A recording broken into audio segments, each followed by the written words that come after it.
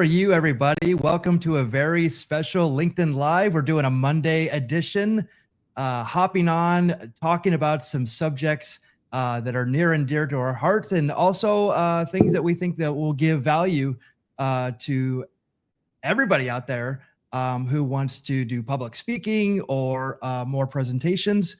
So, Matteo, could you please introduce yourself and your background and some of the things you're doing lately? Yeah, thank you, Michael.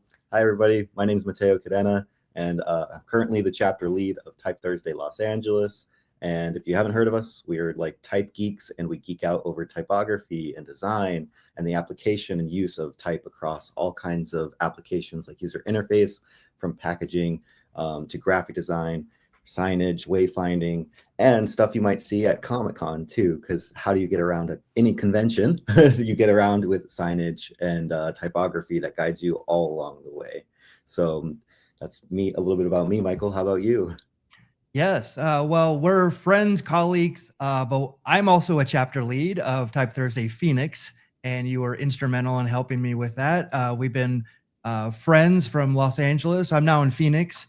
But we've been design colleagues. We were on Type Thursday Los Angeles together, AIGA Los Angeles together.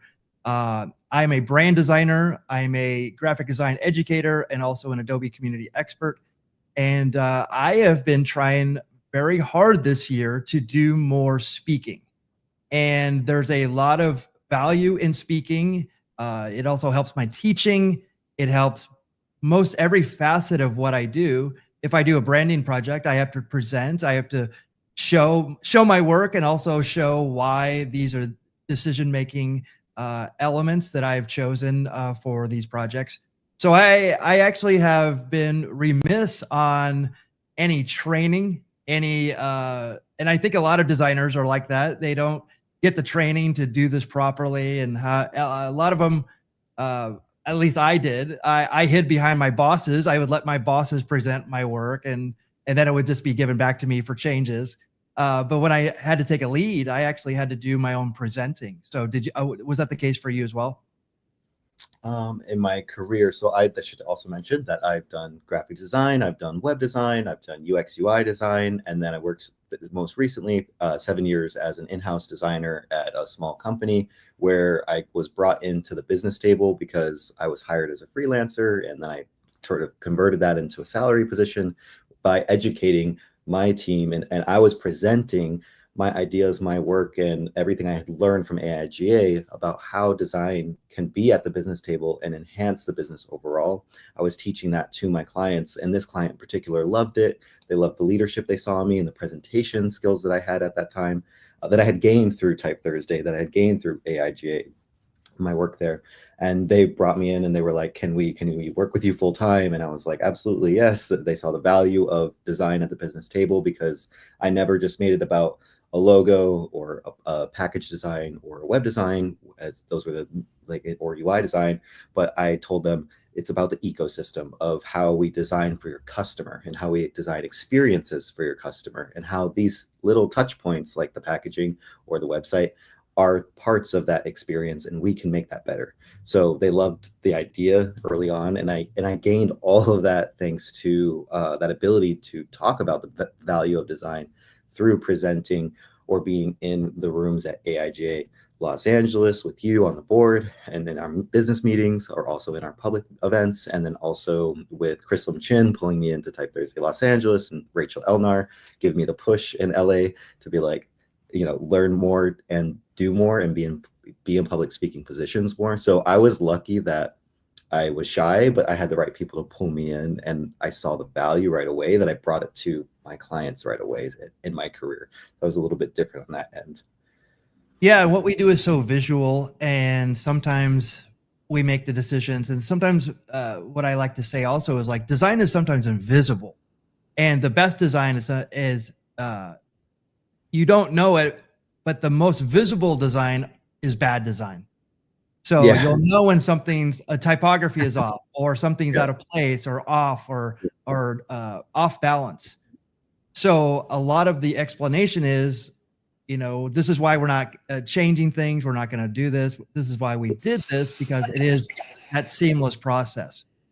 So so speaking is very important in that, not wasting people's valuable time, getting to the point, getting to the strong points.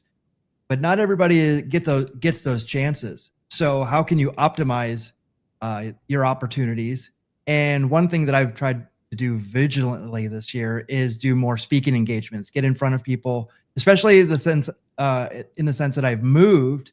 I don't know a lot of the people here in Arizona anymore. I've lost a lot of those contacts. All my contacts are in California, Orange County, around the world on Zoom. But Arizona is new, so I'm making new relationships. So on that note, I was given an opportunity to speak at Comic-Con. Now this sounds like, oh, this is amazing. Like, you know, you've probably done this before. Well, it was actually the first time I've spoken. I've had probably opportunities to do it in the past, but I am not someone who has taken advantage of these opportunities. But this year, I definitely wanted to do that. I spoke at WonderCon earlier this year in Anaheim, but I've also spoken other places too. And one of the things that it's very valuable. Plus, people know Comic-Con, right?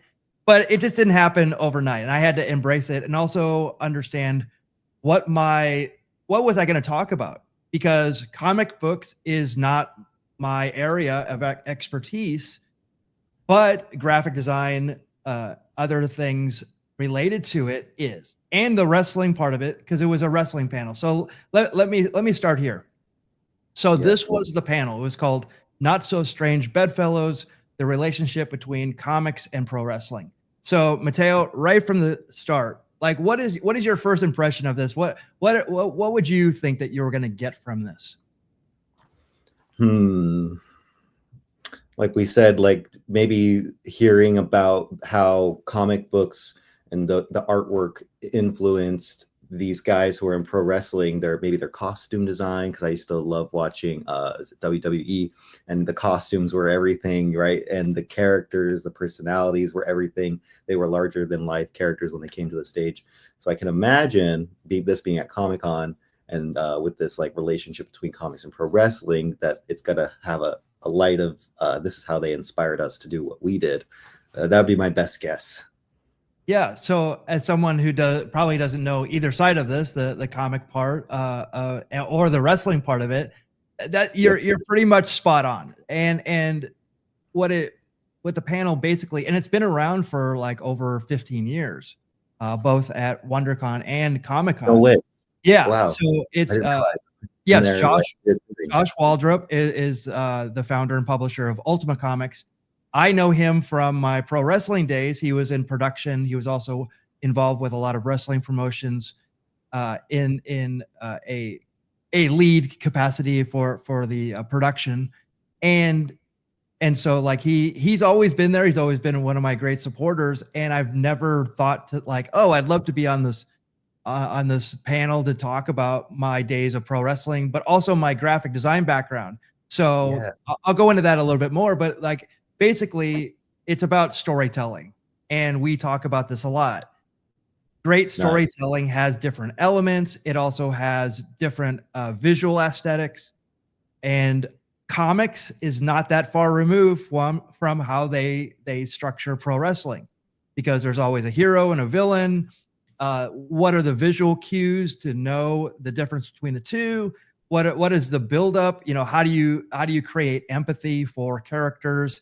How do you even structure panels and how it's laid out, and how to have emphasis, and how to entertain a crowd, both in a comic sense, because people love reading, they want more, but also a television wrestling scenario as well. So there's a lot of similarities here, and I could speak to the wrestling part of it. I could also speak to the design part of it, because I did branding, I did website design, I did flyers, I did also the costume design, the mask design, which I'll go into, and so this was a great panel to be on.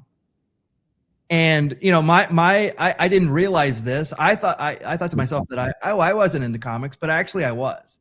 I used to read magazines all the time. So I love magazine.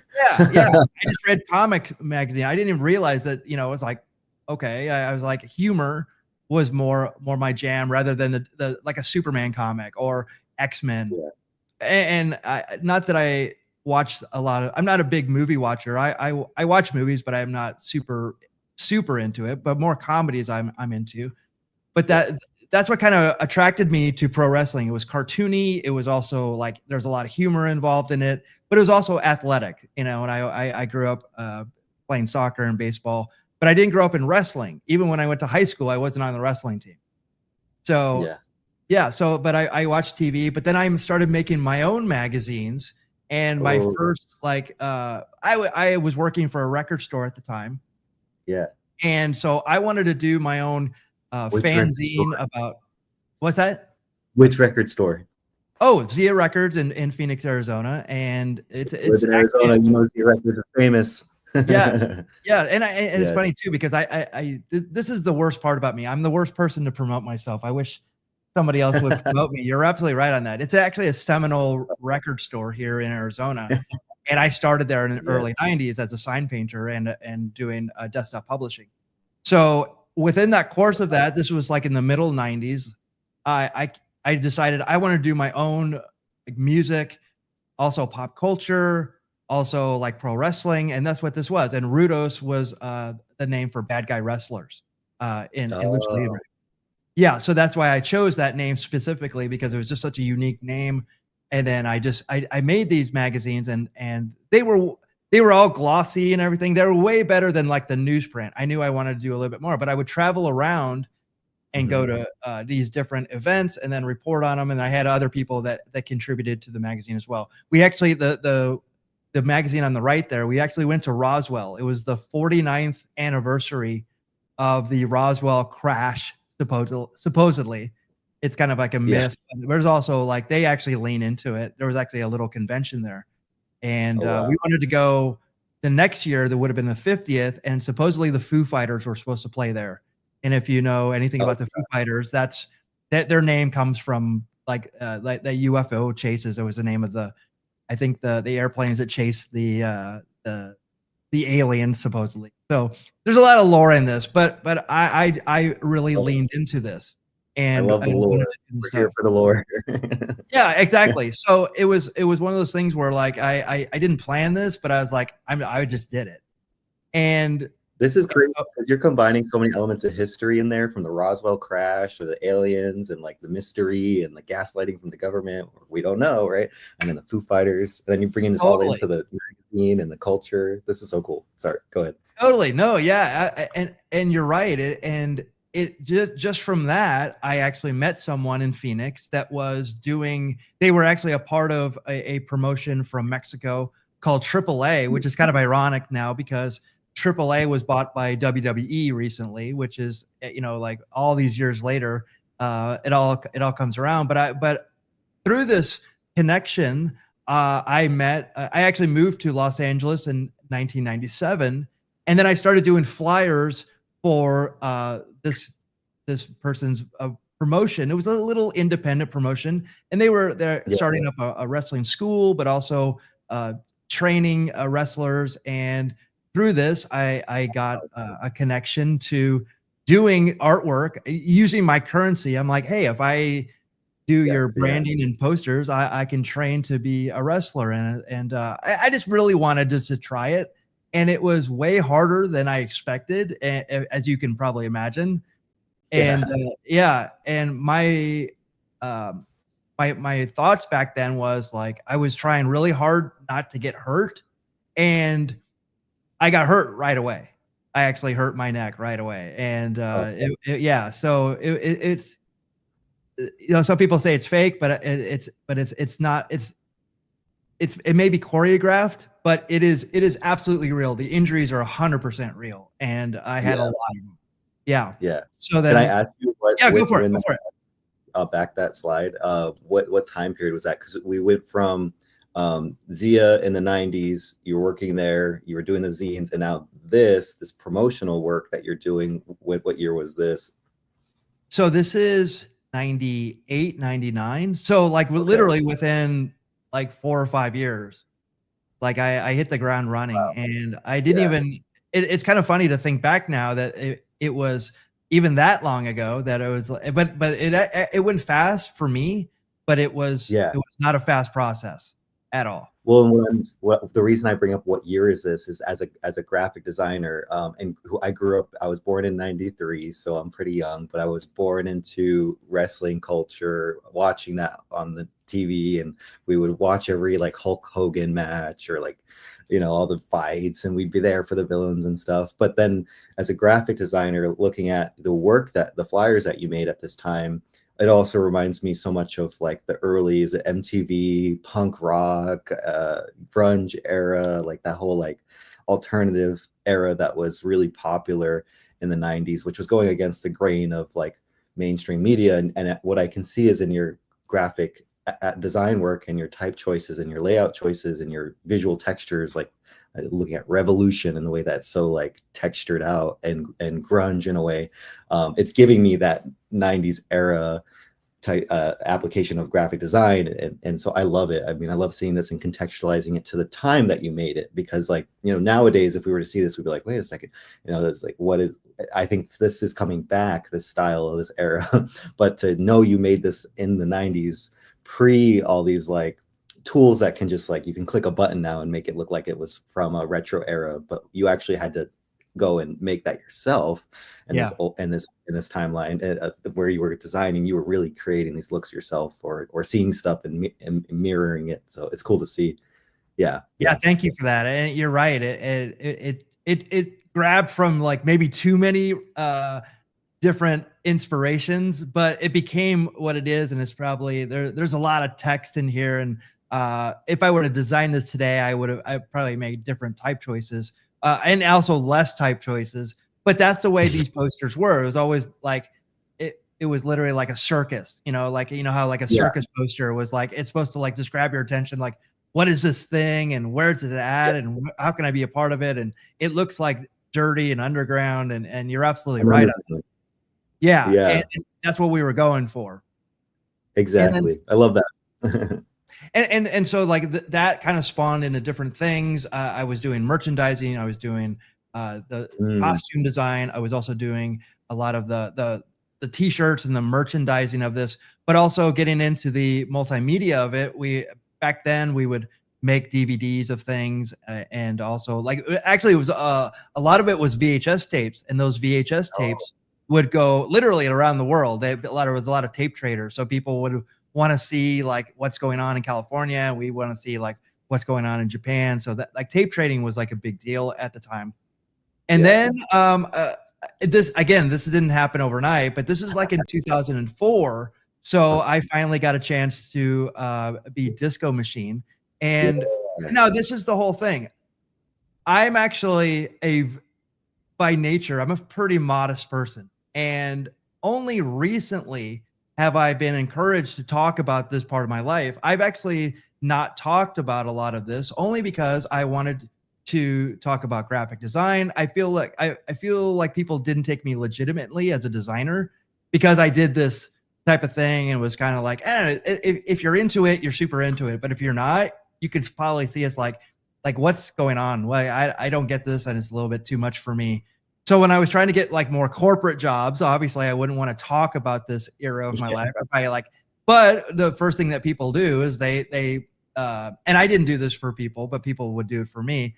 Is as soon as I meet them, they'd run and go Google me, Yeah. right? And then all this stuff would come up. So, not that I didn't want to talk about it, but I always figured it was like I wanted to do more in graphic design. I wanted to be taken seriously.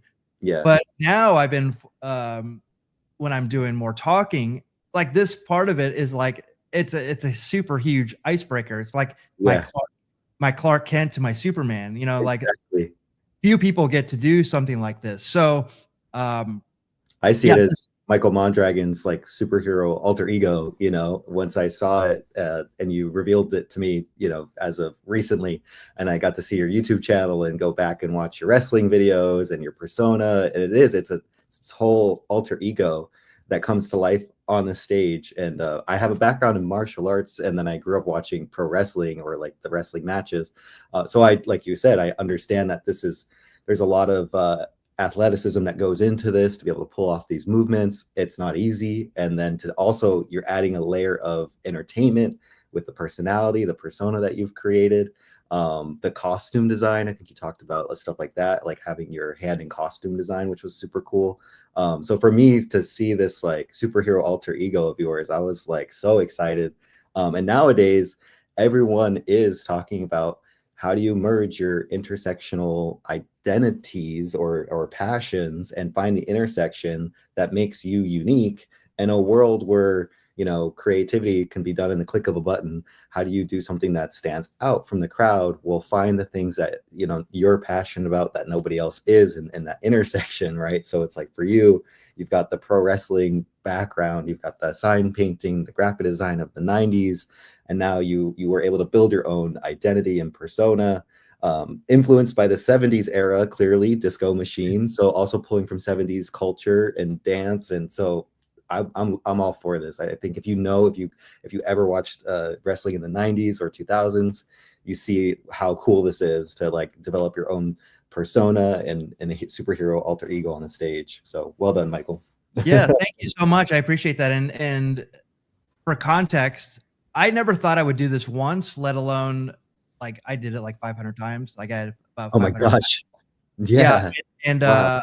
I was also I wrestled in Alaska, Hawaii, California, Arizona.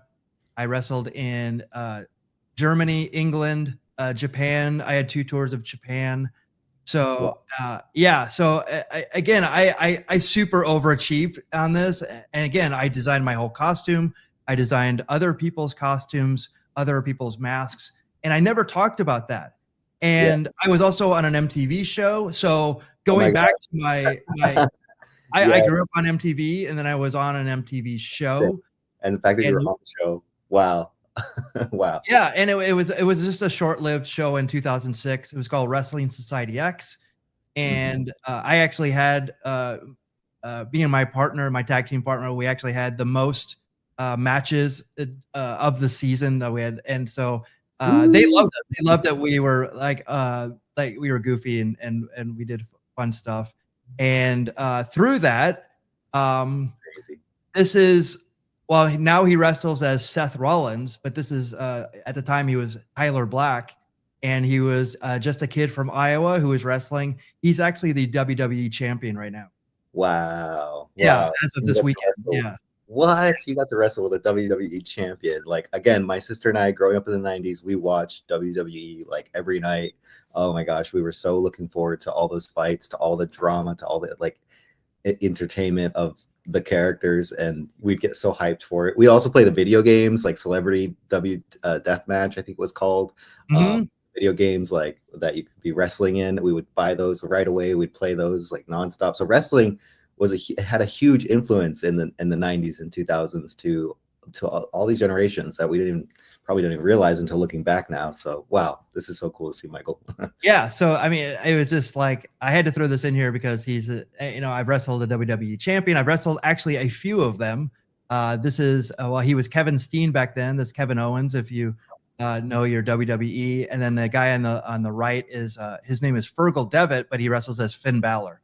So I wrestled these guys when they not that when they were, I won't say they were inexperienced, but they were less experienced, but they were very, very good at the time. And they were about 10 to 15 years younger than me. So I wasn't, my goal wasn't to be a WWE wrestler, although I could have had those opportunities. My thing was during this whole time, I was still doing graphic design That's full great. time.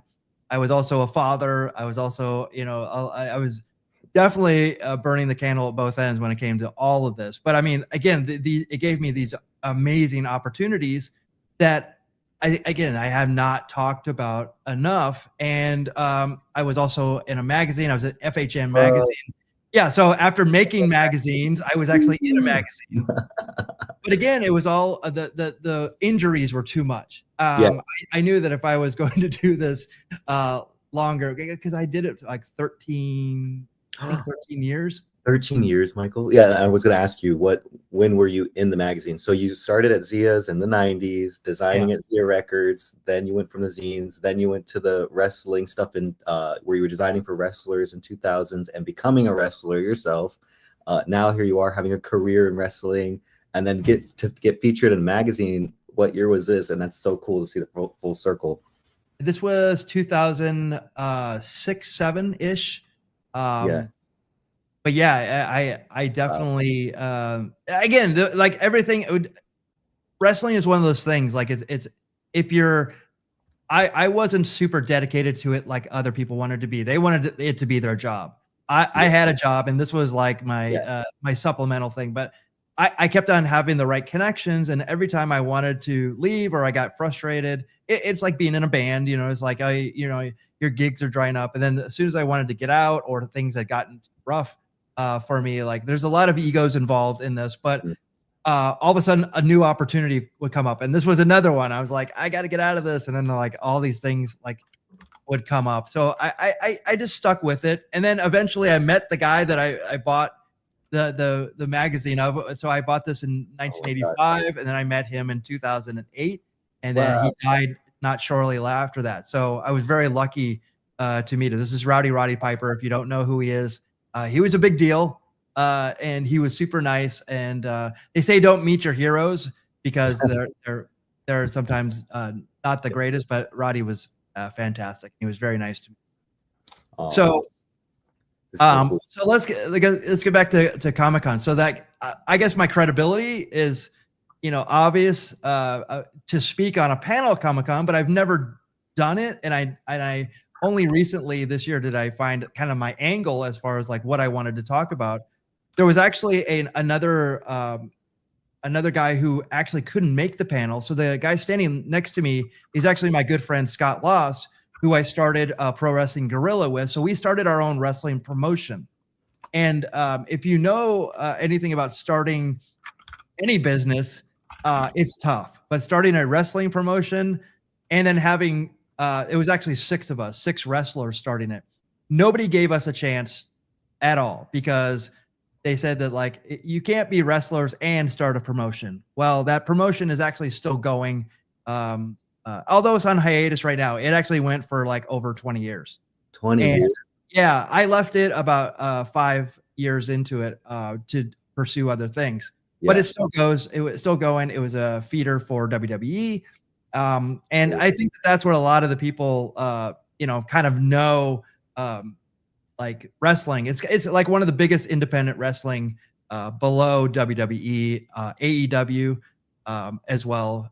Also has a lot of people in there. So, Wow. but Wow. what's your knowledge of Comic Con? I know that you recently did some research on Comic Con. Yeah, yeah. So I grew up in New Hampshire as in a small town and just like not a lot of opportunities for getting together like as a comic geek. And I grew up reading more manga and Japanese comics manga. I was inspired by the stories though of like Spider-Man in my era of TV and cartoons. We didn't have all these streaming channels where you could just like watch things on demand. So you had to turn on a TV and look for what was playing. And if I'd get lucky if Spider-Man was on. And so I basically watched the TV adapted version of the comics, right? And I didn't even understand at that time the significance of these comic book writers becoming such a success that their comics became a TV series that I got to the privilege to watch growing up, like and Batman and Robin and Superman, like so just crossing from Marvel to DC and all the things that made it to TV animation at that time. And for me, that was the height of my whole childhood. I loved that stuff. And so growing up, I always said one day I want to go to San Diego Comic-Con. Never knew how that was going to happen. My best friend Aaron Grinnell and I would always talk about we're going to cosplay at Comic-Con in San Diego one year. We still haven't done that. We're going to make that happen. I got to reach out to him. Aaron, let's talk. And yeah, I still think it would be super cool to go to Comic-Con and like see it in person. So in my research, I started to understand that Comic-Con started as a really, really small convention for these artists, right? And I think it started at around like 30 to 70 people. and it was in, a small timey space, nothing as big as the convention center now. They got lucky to have a hotel look at hosting them. And people were, even back then, because of how just like unique it was, it got people, to want to sort of sleep there in the hotel that they had, the sleeping in the hallways, like not even sleeping in rooms, because it just to afford the trip, they wanted to meet their favorite artists. And this was like back in the 1970s. And it grew from that 100 to 300 people pretty quickly, because it was just something that actually got to connect fans with the artist of the time. And this is pre social media, so you couldn't connect with your favorite artist online, right? This is all pre that. So to fly, to San Diego and meet these people in person was huge, because this was the only way that you'd ever get to have contact and hear these people's stories. So if anything, it was the early days of influencers, right? Because like these artists were the people you wanted to meet and talk to and hear their stories and know what they were up to and what projects were they working on. And this audience came and traveled to see that. So I think it's really cool to see how Comic-Con evolved from that humble beginnings, and then grew so large to this day. Economic impact of Comic-Con is $140 million annually that they bring to San Diego, and all, like, not just like they've moved to the convention center, but all of San Diego is activated. That whole Gaslight District is activated, like all these businesses locally. So it's sprawled and spread way beyond just the halls of the convention center or a small hotel convention, right? And it's gone to take over the whole entire city with cosplayers and brand activations and people having fun, and business owners getting into it and stuff. So really beautiful to sort of learn the history of Comic-Con and see why it's such a culturally significant piece of our time. Yeah, and I went to it when I first moved to Los Angeles. It might have been even 98 or 99, and it was still very small. Like it Yeah. was still it's still very artist based. And I actually had my mentor and my first boss from Zia, her and her husband went to it. Oh, you have to go. It's like amazing. And I went on a Sunday, and there was like not a lot of people there. It was great. And only now that the big television and movies, and it became like a place to announce movies and have bigger presence past like comics. It now it's totally changed everything. Like you can't even get around anymore. It's definitely changed the vibe of it. But I mean, again, not in a bad way. But even like the fact that we were talking about before, it's like there's so many things that are around it now. Like Comic Con itself is actually like a moat. Like I mean, it's like on an island. You have to get past the moat of all this other stuff. It's like a second wave. Yeah. But it's still great. And they've always said that they want to keep it in Comic Con, or I'm sorry, in San Diego, Mm-hmm. but not move it to Anaheim or Los Angeles to get bigger, because again, it I don't know, it may not have the same feel, but also it's very San Diego, and it's great for San Diego. It helps the commerce there and economy there, and it's a great place. It's super nice, and it's easier to get around. So this panel, again, we talked about it. So Scott Losbean he actually filled in for someone who couldn't make it. Mm-hmm. He actually taught me something actually very valuable being on these panels, which was, and I was sitting back, letting everybody kind of talk about their experiences, what their thoughts were to the panelists, or sorry, the moderator, which is Josh, and he's second from the left. And he would like throw out questions to different people, and I would sit back. But Scott taught me, like, he goes, you have to jump in, like whenever you have a chance to get your voice in, and don't be afraid to jump in. And that's what creates the best panels and the best discussions. And we were in a room of 400. It was about a quarter full, which was great for a Sunday. So and it was a big room, but there was a lot of people there to see it, and a lot of people knew like our background and that. The guy in the middle, his brother was a WWE wrestler named Paul London, and then the guy next to him with kind of like the mohawk making the face, he was in a band called Guar. He was an original member of Guar. Now, if you've known Guar, they were actually music, but they were also these big characters. They actually wore these big costumes and they Yeah. would stomp around, and they had a very pro wrestling feel to them. Okay. Yeah. Yes. Yes. Yes. I had seen clips from my cousin, I think, who introduced me to Guar, and I was just like shocked. Like, what the heck is this? You know, like it's a little bit before my time, I think, coming up, but it was cool because, like, at that time, there was nothing else like them, right? Yeah. Yeah. Yeah, they were like a comic come to life, On if stage a as a band band. were to do that, yeah. Yes. Yes. Yep. And there's they had a whole backstory as well where they were, I think that they were found in Antarctica and they were chipped out of ice, and then a sleazy P martini, which was I believe their manager, if I remember correctly, Yeah. basically made them go and tour the world and all this stuff. It had a great story and literally a comic uh, come to life, and he was an original member of that. So again, this was born from other talks that I've been having, more just talking about not my background, but talking about Illustrator, Photoshop, teaching people. And I never knew that speaking, because I haven't done it a lot. I say that I'm a novice, but I've been doing it for 10 years. Is Yeah. speaking, and I feel like I haven't even started yet. So, I mean, what brought you to speak, and how were you encouraged, and how do you refine that skill? Oh, that's a good question.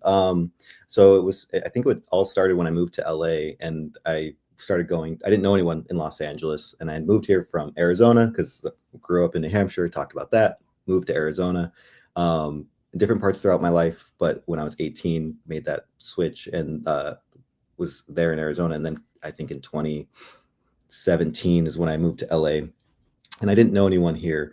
So I was like, I need to meet people, and how. And so I was always a part of the AIGA design, membership. And so I was like, I see this is a way that I've heard that you can meet people, but I hadn't really plugged into too many events. I had just recently experienced Phoenix Design Week prior to moving from Arizona, and I loved it. I met a lot of designers there. So I was like, hey, maybe if I go to one of these AIGA LA events, I'll meet cool people in my city too, just the same way. And sure enough, I did. I loved the first event, and I was like, how can I be a part of like making the magic happen? And that became volunteering. And so I started volunteering behind the scenes for about 2 years, and was very outspoken in the meetings though, to say like, here's what I'm experiencing, here's what's cool, here's what's working, here's what the audience is loving, to help sort of plan upcoming events and how we can engage the community better.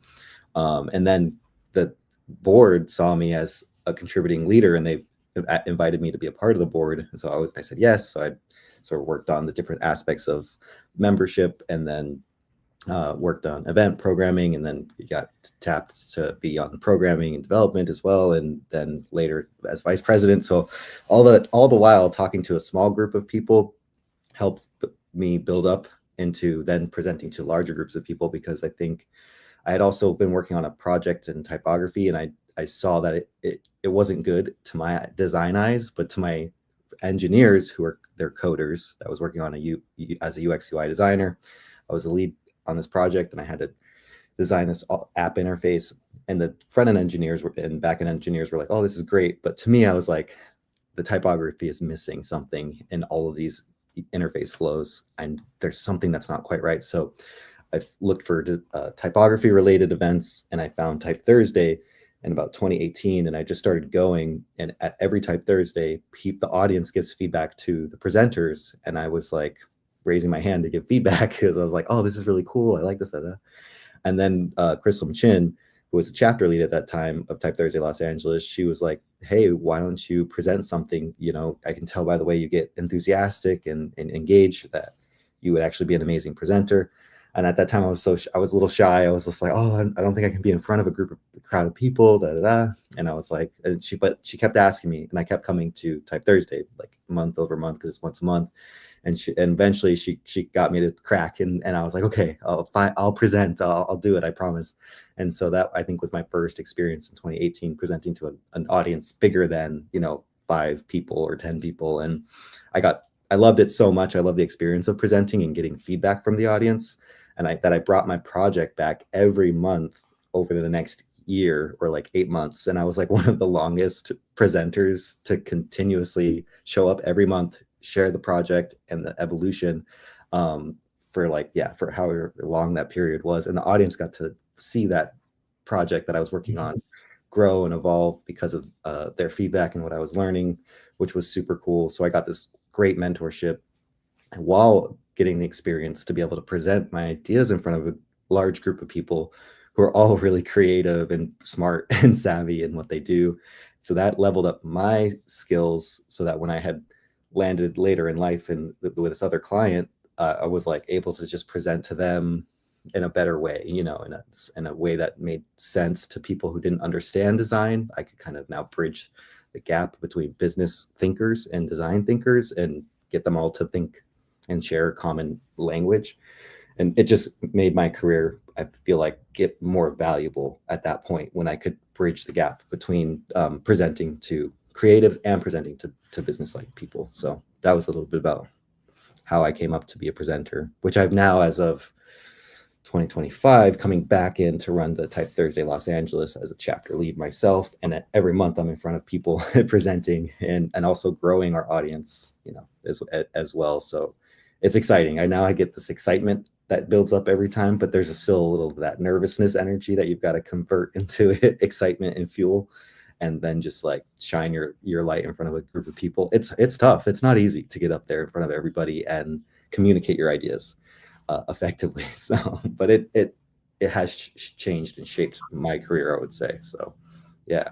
Yeah, and I admire that, because it's like that's even more commitment, than the fact that you had to do it over a year, and you're just like, if you don't have anything, it's kind of be embarrassing, right? Or like I didn't, and I'm sure there's times when you didn't do as much or you overdid stuff. Yeah, yeah, But it's yeah, like, but I think the bigger lesson here is that talking, showing your work, it actually holds your feet to the fire a little bit, as far as like helping your career, helping you be visible in a time where I never found value in this. And I won't say that it was because of I didn't want to do it.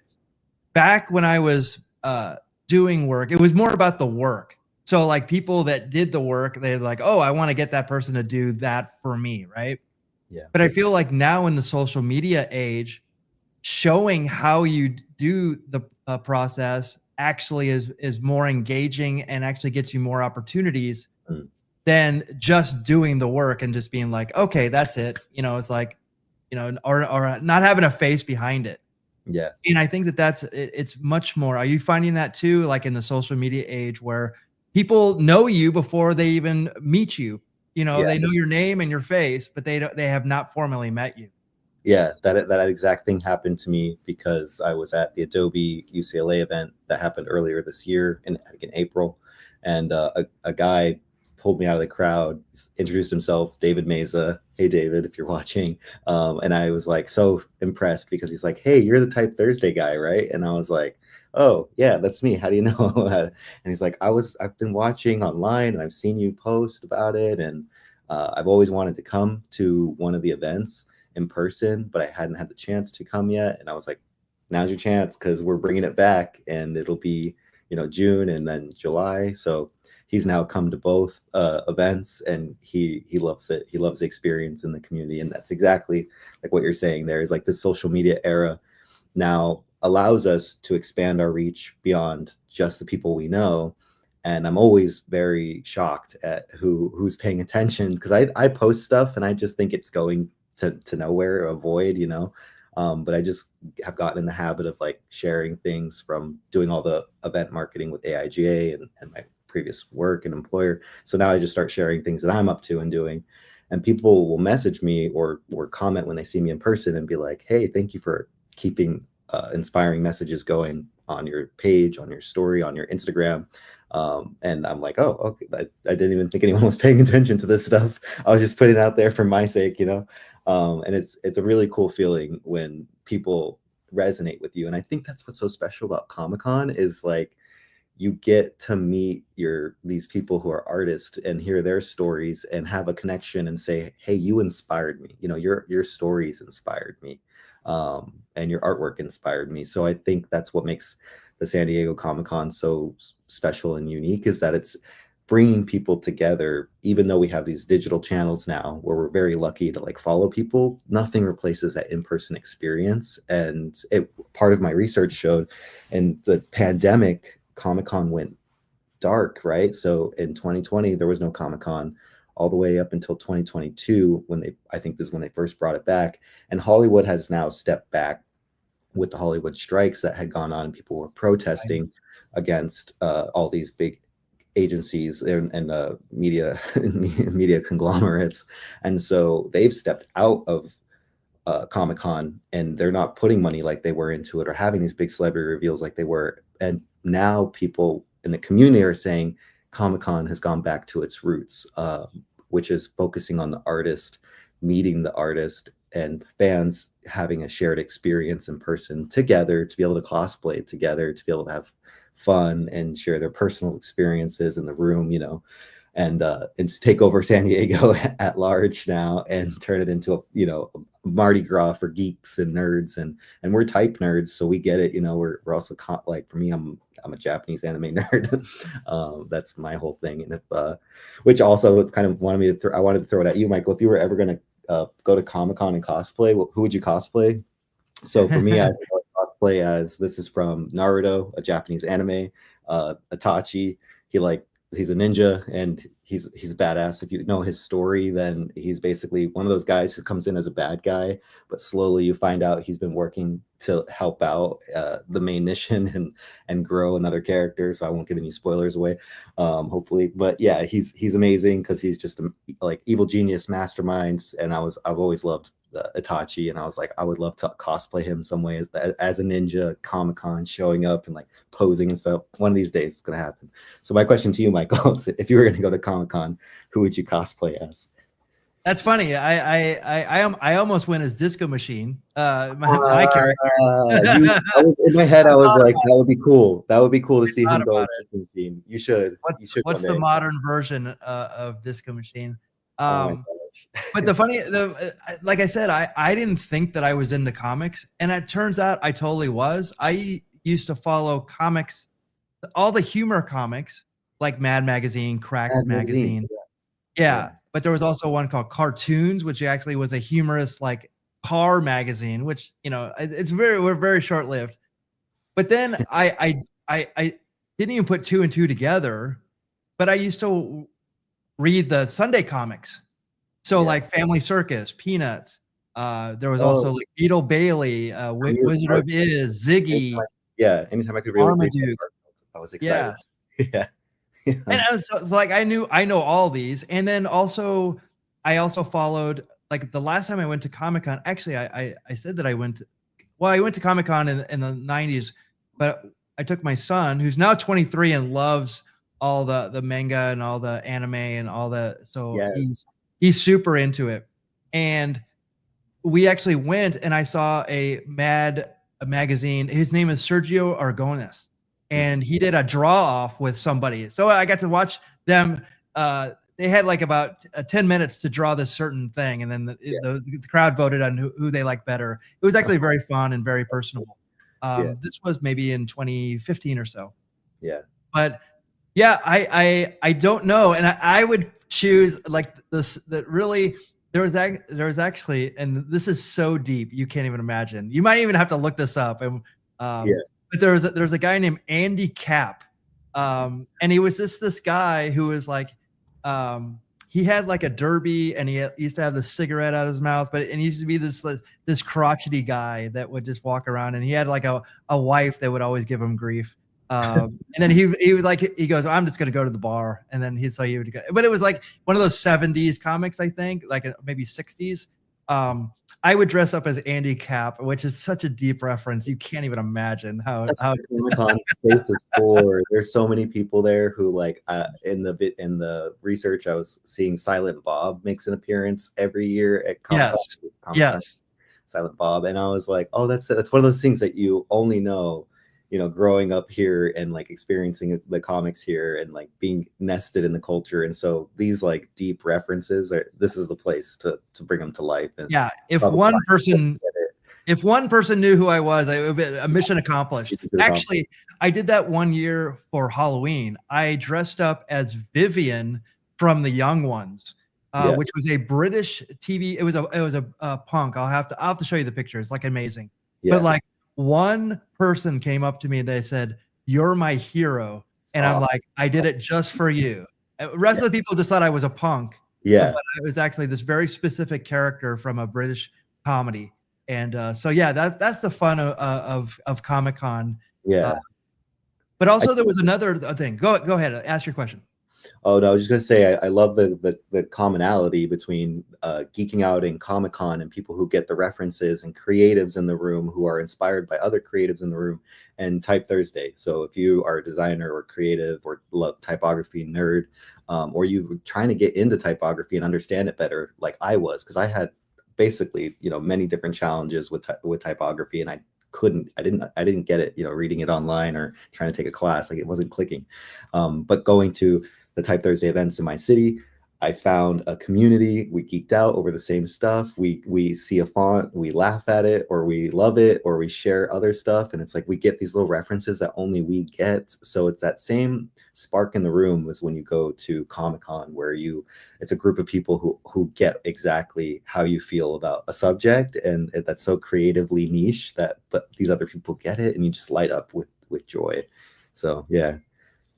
Yeah, it's those serendipity moments that you're just like you can't. Well, I mean, Type Thursday is a perfect example of that. So we create these Thursday events so people that love letter forms can get together, and you like never know who's in the room and how they know each other. But it's like it's building this little community of like-minded people.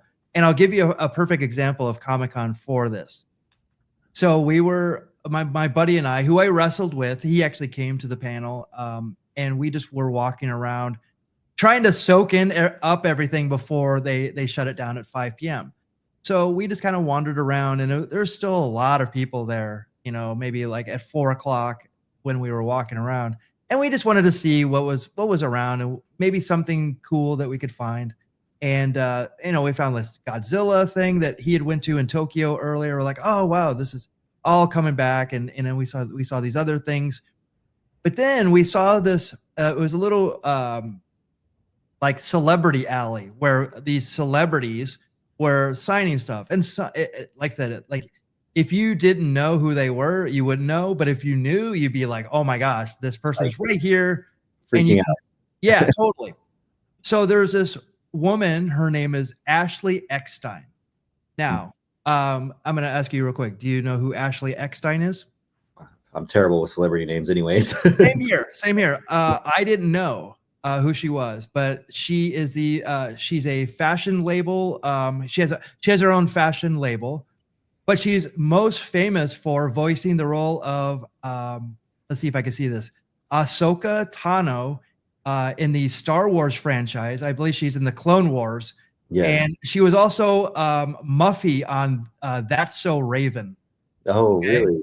Okay. Wow. So random. I was like, Raven. yeah, it was way out of my likes and dislikes. And I was like, oh, that's cool. Like whatever. Yeah. Yeah. But sitting right next to her was her husband. Mm-hmm. And her husband is David Eckstein.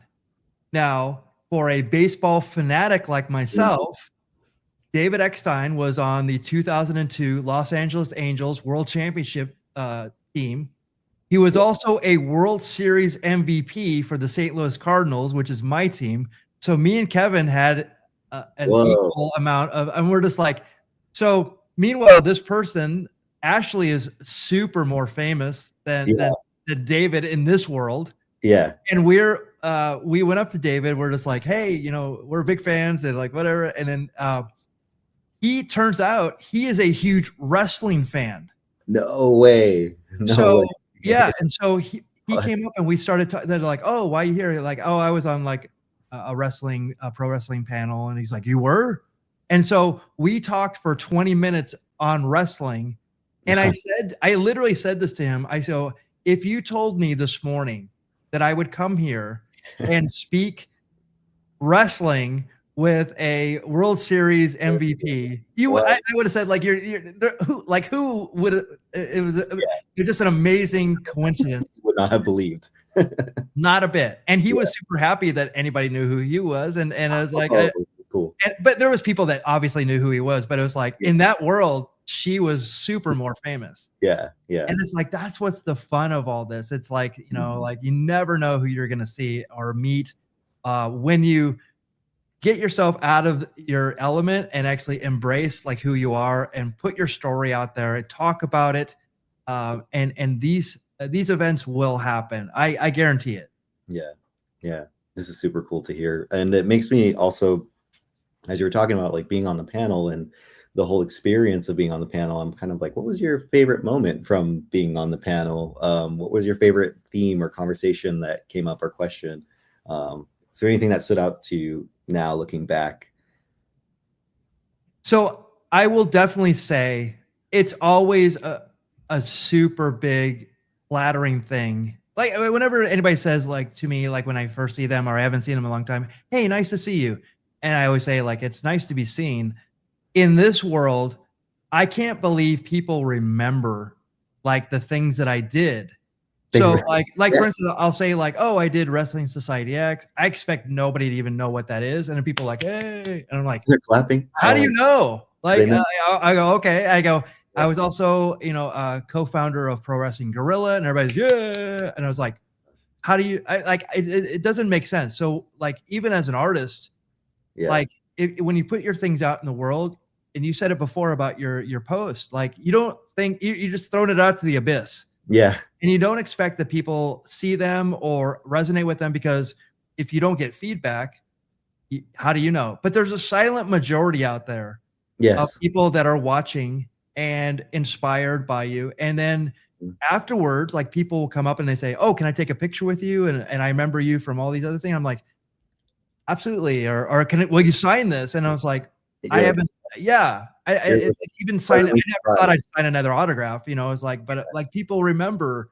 you or they're actually influenced by, like, for instance, a lot of parents, like for instance, if I was into it, I would have my son watch it and he's like, oh, I remember him from that thing that you showed me. So these things live, Yeah. out there and people remember them and they also like consume them years after. Years I later. think that's Yeah. the fun part of this. And I think the lesson as an artist, it doesn't have to, the adulation or the or even the people that are into you, it may not even be for 20 years, 50 years, but you could be a legend way after you're gone. So Mm, just put your stuff out there. You never know. yeah. Yeah. I mean, there's so many stories like that. I'm thinking of like Keith Haring comes to mind in the LGBTQ plus artistry world of like his art to this day has touched all over the world. It's gone all over the world. His art and his brand and his style. And back then he was told his art wasn't good enough. He would never be an artist. He would never have a successful career. And it was during the AIDS epidemic. His art became huge because it was a talking testament of the time. And it's also, if you look at his line work, it's very inspired by probably comic book style and caricaturers. And so he probably had a huge influence of growing up here in the States. But now him having passed away and seeing his work everywhere, I still smile and get excited when I see someone wearing like a shirt with his artwork on it or his patterning, because it looks like it's straight out of a comic book, and then it's him, and kind of keeping that memory alive. And like to your point too, I've had people sort of engage with me and be like, thank you for sharing the work that you've shared or the message that you've shared or the content that you share, because it's inspired me to try and do more or step up and build community or try this out in my creative career. And I never thought like that I would be inspiring people just with these simple things that I just sort of, like you said, put out there into the abyss, because you feel like it gets lost. Yeah. Yeah. Yeah, Keith Haring's work was synonymous of that time. Like you can't even like talk about the 80s art without mentioning him. Yeah. Like it's very ingrained in my, like I can see it without seeing it, like in Yeah. front of me. You know, Yeah. yeah. And even in Phoenix, I have a picture of my friend. I took a picture of him. I don't think it was a Keith Haring uh It was on the side of a building, so it was like it wasn't. I know it wasn't him, but someone had been inspired to do a style like him. I like him. Yeah, because it was of that time because it was, but it Yeah. was again, it's like, That influence is lasting, everlasting, and so out you there. never know, and I think that's the one thing about being an artist is being pushed, and being uncomfortable. Yeah, Speaking yeah, is very uncomfortable for most of us, yeah. but now what we're doing now, like, we didn't plan any of this, by the way. Mhm. We've just riffed for an hour. And I Yeah, just had pictures, right? So, I think that that's one of the muscles that it actually flexes a lot is after doing it so many times, is we can just chit chat about anything, yeah, hopefully make it interesting, on topic, and inspire other people to do the same. yeah, yeah. That's what I think our ultimate goal here is to be like, yes, presenting can be scary, but it's actually super fun once you finally do it. You know, it's like Michael's, you use the analogy of like diving off the deep end of the pool and then having a lot of fun and be like, I want to do it again right away. It is Yeah, that being on the high dive. being Being on on the the high. high dive, you're super scared of the butterflies, and Yeah, then you jump and you're like, "Oh, that wasn't so bad," and you actually wanna do it you want more. to do it again right away. Yeah, yeah. That's And what public speaking is all about, and I just had it recently. I'll end with this. I spoke, a week before, our Type Thursday events on the 31st. I yeah. actually spoke in Tucson on the 24th. I literally just put slides together. I didn't practice my speech, but it was all about me, so I knew, Mhm. like, what I would needed to talk about. I was like, I had about 80 slides, okay? Because when I had just learned recently through there was a woman who was speaking at Creative Pro Week, and she was talking about engaging in presentations. And Yeah, then someone asked her, "How many slides do you have?" And she said like 160 for an hour talk, and we're just like blown away. And the reason why we didn't think about it because the way that she went through them, it all every slide enhanced what she was talking about. yeah, So it actually it was such a seamless thing in and out, and she was really good at just like controlling what she was talking about, but also the slides. The slides were also engaging. The transitions were not jarring. So nice. again, putting yourself out there. I when I talked um, in Tucson, I actually had a little bit of an extra added element of like, oh my gosh, this is the worst. It's either the best or the worst. I had a world class type designer that was going to sit in on my Oh, talk about typography, yeah, and I could either be intimidated and yeah, uh, overthink it, or I'm like, well, here we go. yeah, So I did. She loved it. Her name is Laura Worthington. I got to know her that day, and that is the extra added benefit of this. I'm seen as an expert in this, but also these connections will get me other opportunities. yeah, yeah.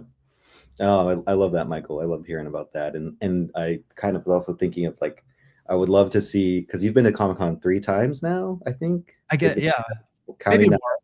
Yeah, maybe more. And I'm like, I would love to see it if you go back as Disco Machine and sit down on the panel, and you were a Disco Machine on the panel, and like you were your character of yourself to the audience, like so that like that would almost be a really fun way to bringing this all back together for Full the. circle. That would be amazing.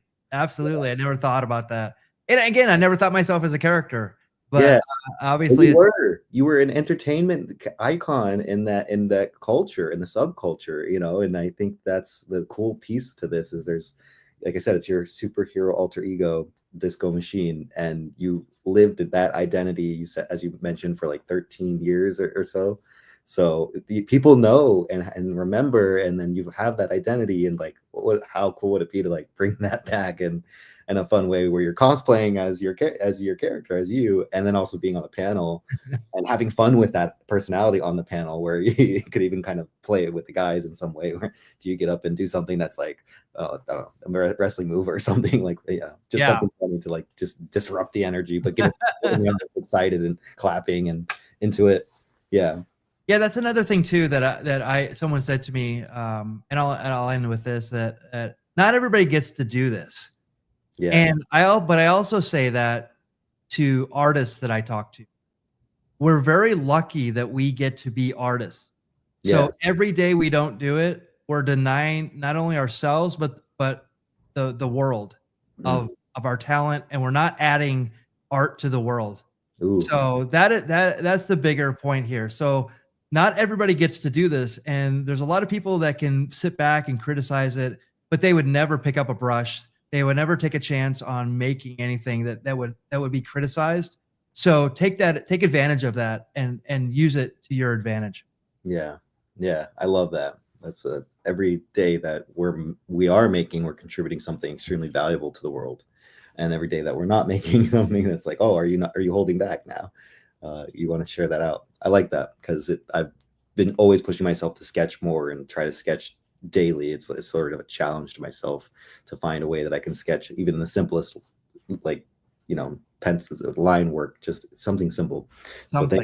thank you for pushing me to continue to create more often, because sometimes I feel like, oh, the direction we get pushed in this modern world is like business, business, business. And yeah, as a designer, get pushed into marketing and KPIs and all this other stuff of Yep. like, you got to learn what these things mean in order to succeed and to get your stuff out there. So, but at the end of the day, being human is we have this uniquely creative ability. And there's something special about creating art, expressing your, imagination and putting that out into the world, and then inspiring other people. You never know who's going to be inspired by what you make. So get out there and make it. Yep. And I Share it. I use I use AI in my work, but AI could not create the experiences that I've had in my career. So you have to do those human experiences and be the biggest and best artist that you can. Yeah. So, Yeah. yes, get out there. Matteo, where can we find you on all the socials? You can check me out on LinkedIn at Matheo Cadena. You can find me on Instagram at Matteo Mr. Owl. You can find me on, I guess, Facebook at Matteo Cadena as well. And I'm most active on Instagram, I'll say, in our live streams here on LinkedIn too. Check out on Instagram, type Thursday Los Angeles. And Michael, where can they find you? Yes, I'm at Mondragon Design. Let me see if I can. Oh, it won't let me do. Oh, there we go. There we go. So yes, so you can at Mondragon Design on Instagram. I'm also on Type Thursday Phoenix PHX on Instagram as well. We're definitely trying to grow our Type Thursday groups. But yeah, definitely connect with us. We're always want to meet more people, inspire more people, talk in front of more people, and grow this artistic community. So please join us and please follow everything we're doing. It definitely helps all of that. So thank you so much for joining today. We've gone over an hour. Again, I can't believe that we just riffed on this. So thank you, Matteo, for joining me today. Thank And you. we'll see you again another time. Yeah, we'll see you. See everybody. Thank you, everyone. Thanks, Comment Jay. below. Drop Bye. your comments below. See you all soon. DM